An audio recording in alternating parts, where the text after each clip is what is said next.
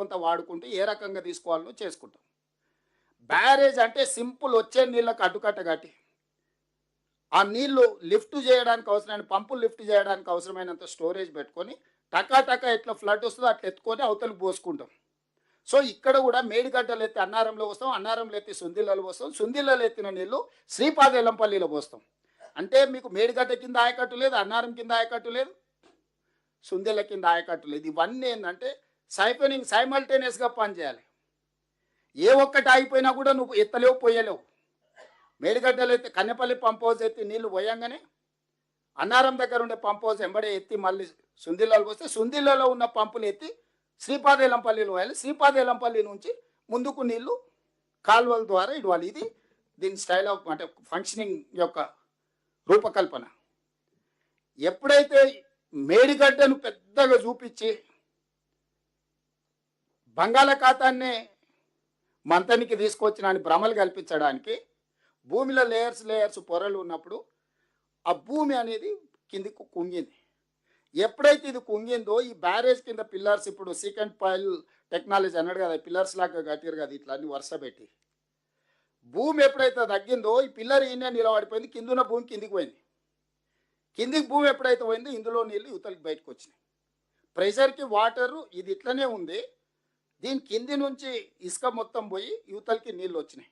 అప్పుడప్పుడు మనము కాలువ కట్టున్న కింది నుంచి నీళ్ళు పోతాయి కదా, లూజ్ ఉంటే ఎలకలు పొక్కలు పెట్టినప్పుడు వ్యవసాయం చేసే వాళ్ళు చాలామంది గట్లు గిట్లు ఉంటే ఎలకలు పొక్క పెడితే నీళ్ళు ఇడవంగానే అందుకెళ్ళిపోతాయి నీళ్ళు. మొత్తం ఇసుక మీద ఈయన బ్యారేజ్ కట్టిండు, ఆ ఇసుక మేడలు కట్టిండు. ఈ ఇసుక మేడలు ఎప్పుడైతే కట్టిండో యువతల నీళ్లు 16 టీఎంసీలు ఎప్పుడైతే నింపిండో రోజుల కొద్ది అట్లే ఉంచిండో దాని మీద ఎప్పుడైతే వెయిట్ అధికంగా బరువు అధికంగా పడ్డదో భూమి అనేది సెటిల్ అయిపోయింది. మధ్యలో మధ్యలో పొరలు ఉన్న భూమి అంతా కన్సాలిడేట్ అయిపోయింది. ఎప్పుడైతే కన్సాలిడేట్ అయిందో ఈ పైల్స్ కింద ఉన్న పైల్స్కి భూమికి గ్యాప్ వచ్చేసింది. ఎప్పుడైతే గ్యాప్ వచ్చిందో ఇందులో నుంచి నీళ్ళు యువతలకి వెళ్ళినాయి.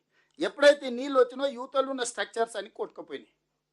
ఎప్పుడైతే ఈ బ్యారేజ్లు వరుస ఇంత పెద్దది ఉంది కదా, ఏడైతే ప్రెషర్ వాడి నీళ్ళు పోయినో ఏడు కింద పోయిందో ఇది కిందికి పోయింది. అదే 19th pillar 1.5 metres with in డేస్లో కింది కుంగిపోయింది. ఇట్లా ఉండాల్సింది. ఎప్పుడైతే కింది కుంగిపోయిందో గేట్ల అలైన్మెంట్ బ్రిడ్జ్ బ్యారేజ్ అలైన్మెంట్ ఎప్పుడైతే తప్పిందో గేట్ల అలైన్మెంట్ తప్పింది. గేట్ల అలైన్మెంట్ ఎప్పుడైతే తప్పిందో అది తెరుచుకోనికే మూసుకోనికే లేకుండా పోయినాయి. దాంతో 6-7 మొత్తం ఉన్న 2 కిలోమీటర్లలో ఉన్న పిల్లర్స్లో ఇది పోయింది. ఇప్పుడు కేసీఆర్ అంటాడు కానీ 4 పిల్లర్లు కుంగిపోతే ఏమైందని. వెన్నుపూసల 4 పూసలు పోయినాయి అనుకో. ఈ కాళేశ్వరం ప్రాజెక్టుకు మేడిగడ్డ బ్యారేజ్ అనేది వెన్నుపూస లాంటిది గోదావరి జలాల ఎత్తిపోతలకు. మీరు సింపుల్గా అర్థం చేసుకొని ఒక మనిషికి కాలుకు దెబ్బ తగిలినా, చేతికి దెబ్బ తగిలినా, కన్నుకు దెబ్బ తగిలినా ఒక కాలు లేకున్నా లేచి నడవచ్చు, కుట్టుకుంటానే నడవచ్చు. కానీ వెన్నెముకలో వెన్నుపూసలో 4 పూసలు దెబ్బతింటే ఇంకా వాడు చేసేది ఏం లేదు, మంచంలో ఎల్లెలకలు అనుకో చూడాలి ఏం జరుగుతుందో అంతే.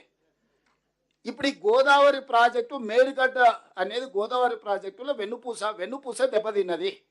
ఇక చేసేది ఏంది లేదు, జరుగుతున్న చూడాలి. అట్లా వస్తుంటాయి నీళ్ళు, ఇట్లా పోతుంటాయి. దీన్ని ఇట్లా ఆపినావు అనుకో, 80,000 పుస్తకాలు చదివిన మేధావి 9.5 ఏళ్ళు కష్టపడి ఆపితే 3 ఏళ్ళలో కట్టిన కాళేశ్వరం కూలేశ్వరం అయి కుప్పగూలింది. మళ్ళీ ఇప్పుడు వచ్చి ఇంకొక వారం రోజులు నాకు ఈ రాయి నా తడాక చూపిస్తా అంటుడు. పోని ఆయన వచ్చి అడిగిండా, ఆయన రాడు. ఈ మిడిమిడి జ్ఞానం ఉన్న వాళ్ళందరినీ తోలుతున్నాడు. ఇక మీరు అడిగిరా పూర్ణస్తుతం ఏమంటాడు అని. మనం ఇంట్లో వాళ్ళనో వీళ్ళనో విలుచుకరా పండి ఇట్లా పిల్లలు పంపిస్తుంది చూడు, పోయి పతాలు ఆడుకునే వాళ్ళు ఊరలారే వాడు ఉండడం జామేరు రాని పిల్లల్ని తోలుతారు చూడు.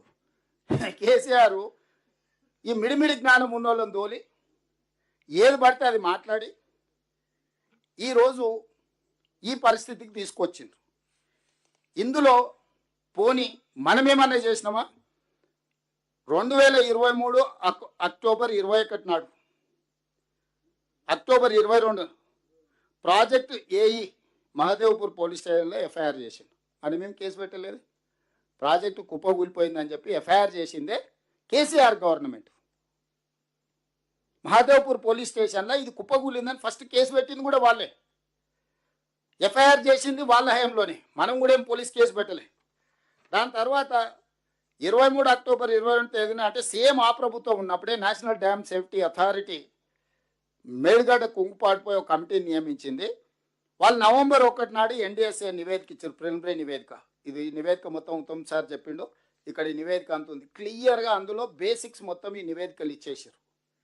ప్రధానంగా వాళ్ళు చెప్పింది ఏంటంటే 19వ పిల్లరు 1.256 మీటర్లు ఆల్రెడీ భూమిలో గుంగిపోయింది. దీంట్లో ప్లానింగ్, డిజైనింగ్, నాణ్యతను నియంత్రించలేదు మరియు నిర్వహణ లోపాల వల్లని పిల్లర్లు కుంగిపోయినాయి. అంటే ఏ ఒక్క దాంట్లో కూడా వీళ్ళు పాటించాల్సిన నిబంధనలు పాటించలేదు. అది ప్లానింగ్లో కావచ్చు, డిజైనింగ్లో కావచ్చు, క్వాలిటీ ఆఫ్ కన్స్ట్రక్షన్ కావచ్చు, ఆపరేషన్ అండ్ మెయింటెనెన్స్ కావచ్చు. 0 నుంచి 100 వరకు పని మొదలుపెట్టినప్పటి నుంచి కుప్పగూలే వరకు ఏది బాధ్యతతో చేయలేదు, ఏది భద్రంగా చేయలేదు. ఇది మొత్తం కుప్పగూలిపోయిందని చెప్పి NDSA who are experts in this subject, మనందరం చూసి బాగుంది బాగాలేదు చెప్పొచ్చు, వంక ఉందా టింక ఉందా మనం చెప్పొచ్చు, కానీ దీంట్లో స్టీల్ ఎంత ఉంది, సిమెంట్ ఎంత ఉంది, స్ట్రక్చర్ ఎంత ఉంది, స్ట్రెంత్ ఎంత ఉంది. ఇప్పుడు మనం ఫ్లోర్స్ని బట్టి steel rod size 19 mm వేయాలన్నా, 17 mm వేయాలన్నా, కాంకర ఏమి వేయాలి, దీనికి ఒక సైన్స్ ఉంది కదా, ఎంత సిమెంట్ వాడాలి, ఎంత శాండ్ వాడాలి, ఇవన్నీ వాళ్ళు క్లియర్గా ఈ మొత్తం బ్యారేజే దెబ్బతిన్నది దీనివల్ల. ఈ ఒక్క బ్లాక్ దెబ్బతిన్నది అంటే ఒక్క బ్లాక్ కాదు, ఇక్కడి నుంచి అక్కడి వరకు కింద భూమిలో ఒకే రకమైన సాంకేతిక నైపుణ్యంతో నిర్మించారు. భూమి కూడా ఒకే రకంగా ఉంది.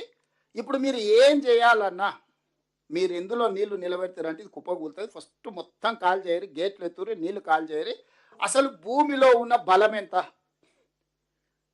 ఈ సీకెంట్ పైల్ కింద అసలు ఏముంది, మట్టి ఉందా, ఇసుక ఉందా, మెత్తగుందా, అసలు ఆల్రెడీ ఇసుక పోయి గోతి పడ్డదా, కూలడానికి సిద్ధంగా ఉందా, ఇవన్నీ ఫస్ట్ మీరు టెస్టులు చేయండి. టెస్టులు చేసినాకనే మీరు ముందుకు వెళ్ళాలి. అట్లా కాకుండా మీరు ఏది చేసినా మొత్తం అంతా కొట్టుకుపోయి కిందున్న వాళ్ళంతా పోతారు, ఊర్లే కొట్టుకుపోతాయని చెప్పి క్లియర్గా, క్రిస్టల్ క్లియర్గా నేషనల్ డ్యామ్ సేఫ్టీ అథారిటీ అంటే భారత ప్రభుత్వము దేశంలో ఉండే, ప్రపంచంలో ఉండే నిపుణులందరినీ ఒక దగ్గర జమ చేసి ఏర్పాటు చేసిన ప్రభుత్వ రంగ సంస్థ.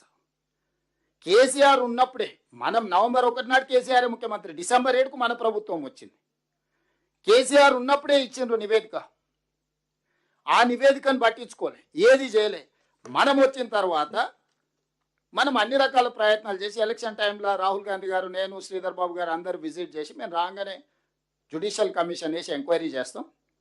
ఆ ఎంక్వైరీ నివేదిక ప్రకారం రిస్టోర్ చేసే దాని మీద పనిచేస్తాం. ఈ తప్పులకు కారణమైన వాళ్ళని శిక్షించడానికి ప్రభుత్వం తీసుకోవాల్సిన చర్యలు తీసుకుంటుందని సుప్రీంకోర్టు జస్టిస్ పనిచేసిన పిసి ఘోష్, మనం యాక్చువల్గా సిట్టింగ్ జడ్జిని అడిగినాం హైకోర్టుని, మేము సిట్టింగ్ జడ్జిని స్పేర్ చేయలేము, మా దగ్గర జడ్జిలు లేరు, మీరు రిటైర్డ్ జడ్జెస్ని ఎవరినైనా కావాలంటే మేము ఇస్తామంటే పిసి ఘోష్ మనకు కమిషన్కి ఇచ్చిండ్రు. అతను ఎలాబరేట్గా అందరికి అవకాశాలు ఇచ్చి, నోటీసులు ఇచ్చి, పిలిచి, నాకు తెలిసి కోదండరామ్ సార్ కూడా వెళ్ళి డిపోజిషన్ ఇచ్చిండ్రు, చాలామంది ఎక్స్పర్ట్స్ ఇచ్చిండ్రు, చాలామంది ఆఫీసర్లు ఇచ్చిండ్రు, రిటైర్డ్ ఇంజనీర్లు ఇచ్చిండ్రు, కేసీఆర్ను, కేటీఆర్ను, ఆఫీసర్లను అందరినీ పదే పిలిచిండ్రు. హరీష్ రావు వాళ్ళకి మనం ఇచ్చిన నివేదికలను కూడా లెటర్ పెట్టి తెప్పించుకున్నాడు. అన్ని రకాలు చేసినాక ఫైనల్గా ఆయన ఇచ్చిన రిపోర్టు ఏం చెప్పిండో కూడా ఉత్తమ్ సారు ఈరోజు చెప్పిండు. సో ఇంత జరిగినాక ఈరోజు స్పష్టంగా ఎన్డీఎస్ఏ కానీ, విజిలెన్స్ అండ్ ఎన్ఫోర్స్మెంట్ కానీ, ఎనీ డిపార్ట్మెంట్, ఎక్స్పర్ట్ డిపార్ట్మెంట్, ఇప్పుడు ఉత్తమ్ కుమార్ రెడ్డి గారు చూపించిన ఏ డిపార్ట్మెంట్ కూడా as it is where it is కింద మీరు గేట్లు మూసేసి నీళ్లు నింపండి, పంపులు ఆన్ చేయండి, నీళ్ళు ఎత్తిపోయండి అని చెప్పలే. మీరు ఇవన్నీ టెస్టులు చేసే వరకు ఏది ముట్టుకున్నా జరిగే ప్రమాదంకి మీరే బాధ్యత వహించాల్సి వస్తుంది. ఇది ప్రమాదం జరగడానికి ఎక్కువ అవకాశం. Not only Medigadda, similar technology, similar సిస్టమ్లు ఉన్నాయి, అవి కూడా కొన్ని క్రాక్స్ వచ్చినాయి. మనం వచ్చినా కూడా నీళ్లు, బుడగలు అవి వస్తే వాటిని కొంత ఏదో చేసే ప్రయత్నం చేసినాం. చివరికి వాళ్ళు ఇచ్చిన దాంతో అన్ని గేట్లు పైకి ఎత్తి పెట్టినాం. గోదావరి నుంచి వచ్చే నీళ్ళు చక్కగా కిందికి పోయేటట్టు, ఎందుకంటే ఆపితే నీళ్లు నిండితే దీని మీద బరువు పడితే భూమి లోపడిపోతే ఉన్న బ్యారేజీలు కూలితే కింద ఉన్న భద్రాచలం వరకు కొట్టుకుపోతుంది. ఇది సింపుల్గా. సో దీన్ని దృష్టిలో పెట్టుకొని ఎంతైతే అంత వేగంగా దీని పనులు చేయాలని, ఇదేదో మేస్త్రీలను తీసుకొచ్చి కట్టేదైతే దబదబ తెచ్చి 4 ఇటుక పిల్లలు అడ్డం పెట్టి 4 ఇసుక బస్తాలు వేసేటోళ్ళం. ఎక్స్పర్ట్స్ వచ్చి భూమి లోపల పోయి ఏం పరిస్థితులు ఉన్నాయో స్టడీ చేసి రిపోర్ట్ ఇచ్చి ఏం సమస్య ఉందో కనుక్కోవాలి, ఈ సమస్యకు చూపించాల్సిన పరిష్కారం వాళ్ళే ఇవ్వాలి. ఆ పరిష్కారాన్ని అమలు చేసే బాధ్యతని మనం దానికి అవసరమైన ఖర్చులు పెట్టడానికి ప్రభుత్వం ఉంది. సరే శిక్షలు, నేరము, శిక్ష ఒక పక్కన పెడితే దీన్ని ఎట్లైనా మళ్ళా రూ. 1,00,00,000 ఇప్పటికే 1,02,000 కాంట్రాక్టర్లకు చెల్లించినాం. దీన్ని ఎట్లైనా నిలబెట్టుకోవాలని మేము తాపత్రయపడుతున్నాం. కానీ మా తాపత్రయం అనేది కేసీఆర్ లాగానే 80,000 పుస్తకాలు చదివినా అని ఉత్తమ్ కుమార్ రెడ్డి గారు ఆర్మీలో పనిచేసిండ్రని నేను ఊర్లో వ్యవసాయం పనిచేసి వచ్చిన మా తెలివితేటలు ప్రదర్శిస్తే ఇక అది ఏం జరుగుతుందో ఎవరు ఊహించలేరు. అక్కడికి కూడా మేము ఎక్స్పర్ట్స్ని ఒక్కొక్క దగ్గర ఒక్కొక్కరిని ఏరుకొచ్చి దేశంలో ఉండే వాళ్ళన్ని సంస్థల్ని కూడి చేసి ఇప్పుడు పరీక్షిత్తును కూడా గవర్నమెంట్ ఆఫ్ ఇండియాకి లెటర్ పెట్టి ఆర్మీ ఎక్స్పర్ట్ను డెప్యుటేషన్ మీద తెచ్చుకున్నామని రిక్వెస్ట్ చేసి government of India is not from our service, is tunnel expert. Jammu Kashmir ఏరియాలో లాంగెస్ట్ టన్నెల్స్ ఇట్లాంటి పనులు చేయడానికి ఆయన టన్నెల్ ఇట్లాంటి దాంట్లో is one of the best minds in India. Uttam Kumar Reddy గారు వారికి ఉన్న పరిచయంతో కనిపెట్టి చేసుకొని తెచ్చుకుంటే నేను పోయి నాకున్న పరిచయాన్ని బట్టి వారిని డెప్యుటేషన్ మీద తెలంగాణ స్టేట్ గవర్నమెంట్కి అటు శ్రీశైలం ఎస్ఎల్బిసి ఇటువన్నీ చేయడానికి ఆర్మీలో ఉండే ఎక్స్పర్ట్స్ని కూడా మనకున్న పరిచయంతో వాళ్ళందరినీ తీసుకొచ్చి ఈరోజు తెలంగాణ రాష్ట్రంలో మనం పనులు చేస్తున్నాం. ఒక పక్కన మనం ఇది చేస్తుంటే ఈరోజు మీరు నీళ్లు నింపుతారా లేదా, నీళ్ళు